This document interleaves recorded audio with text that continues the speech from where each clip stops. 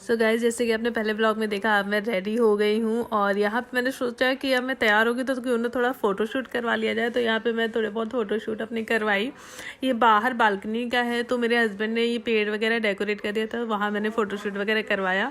फिर मुझे मंदिर में पूजा करनी थी, क्योंकि मम्मी जी वो छत पर ही पूजा करती हैं और मुझे मंदिर में जो है वो कथा वगैरह पढ़ के आरती करनी थी। तो मैंने कथा पढ़ा और आरती की, पूरी पूजा वगैरह मैंने यहाँ बैठ के की। तो बस ये सोचा कि कथा पढ़ के फिर तब तक चांद भी निकल आएगा, तो फिर हम लोग ऊपर जाएंगे, तैयारी करेंगे। तो अभी तो मम्मी जी किचन में ही अपना तैयारी कर रही है, अंदर सब लगा रही हैं और मैं यहाँ कथा पढ़ रही हूँ।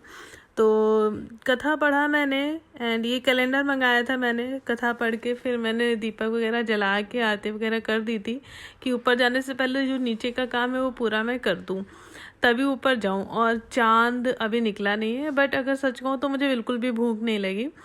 तो अब मैं ऊपर जा रही हूँ। ये लहंगा इतना हैवी है, मतलब कसम से इतना ज़्यादा हैवी है कि मुझसे तो चला ही नहीं जा रहा था। मैंने अच्छे से दोनों हाथों से पकड़ के ऊपर से उठाया और फिर मैं छत पे गई।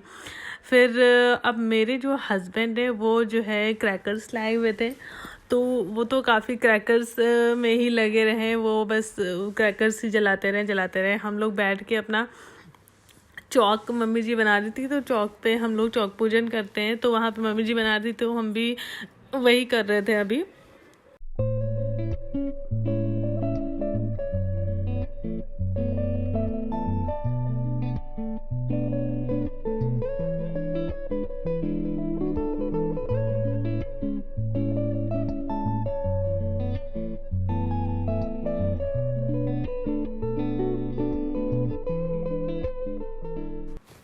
तो ये अब हम लोग चौक बना रहे हैं। तो मुझे तो कोई आइडिया नहीं था कैसे बनना है कैसे नहीं बनना है, तो मम्मी बता रही थी, मैं वैसे वैसे ही बनाती जा रही थी। दादी बैठी हुई हैं और ये भाभी रहती है हमारे घर पे, मतलब नीचे के पोर्शन में, तो वो भाभी के बच्चे वगैरह बैठे हुए थे। तो बस मेरे हस्बैंड तो सिर्फ क्रैकर्स में लगे रहे, उनको कोई मतलब नहीं चांद निकला नहीं निकला, पूजा की नहीं की, कोई मतलब नहीं, वो बस क्रैकर्स में लगे थे। एंड ये थाली है जो मैं लाई थी पूजा करने के लिए, तो वो थाली भी मैं अपने पास में ही मंगा के रख ली थी। एंड बस हम लोग बैठ के चौक बना के फिर जैसे जैसे मम्मी बता रही थी वैसे वैसे मैं करती जा रही थी, क्योंकि मुझे तो कोई आइडिया नहीं था। और ये क्रैकर्स मेरे पीछे लगा रहे थे, तो मुझे इतना डर लग रहा था, मैं बार बार उठ के भाग रही थी। तो मम्मी कह रही है बैठ जाओ, कोई दिक्कत नहीं, कुछ नहीं होगा। तो मैंने उनसे बोला कि दूसरी साइड जाके जलाइए, इधर ना जलाइए, क्योंकि हो सकता है लहंगे में या चुन्नी में थोड़ा सा भी वो जल के आ जाता है, तो फिर दिक्कत हो जाती है। तो फिर ये उस साइड जलाने चले गए थे। अब अभी बैठ के मैं जो है यहाँ पे चौक पे मम्मी जी जो है वो पायल निकाल के रखती हैं एक एक, तो हमने पायल निकाल के रखी और जो उन्होंने फरे वगैरह बनाए थे वो रखा था हम लोगों ने, तो यही रखे थे। अब दीपक वगैरह जला के हम लोग बस इंतज़ार कर रहे हैं कि कब चांद निकले और कब हम लोग पूजा करें। तो बस सब लोग यही देख रहे बार बार कि चांद आया कि नहीं आया। एक्चुअली उस साइड एक बिल्डिंग है, उस साइड बिल्डिंग के पीछे से वो छिप जाता है, मम्मी बता रही थी, तो इधर मतलब काफ़ी देर से दिखाई देता है। तब तक हम लोग यही सोचे कि बस बैठे बैठे मम्मी अपना इंतज़ाम कर रही थी, जो जो पूजन में लगता है वो अपना कर रही थी, और मुझे जैसे जैसे बता रही थी मैं भी वैसे वैसे ही करती जा रही थी, क्योंकि मुझे तो कुछ नहीं पता था। और मेरे घर पे जो है मायके में लखनऊ में, वहाँ दूसरी तरीके से करवा पूजा जाता है, तो यहाँ का मुझे कोई आइडिया नहीं था, यहाँ बिल्कुल अलग होता है पूजा। तो बस मम्मी बार बार उठ के देख रही हैं कि चांद निकला कि नहीं निकला, और मम्मी उठ रही थी तो मैं भी उठ के खड़ी हो जा रही थी। और मेरे हस्बैंड को तो बहुत मज़ा आ रहा है क्रैकर्स जलाने में, तो वो तो बस उसी में लगे हुए हैं।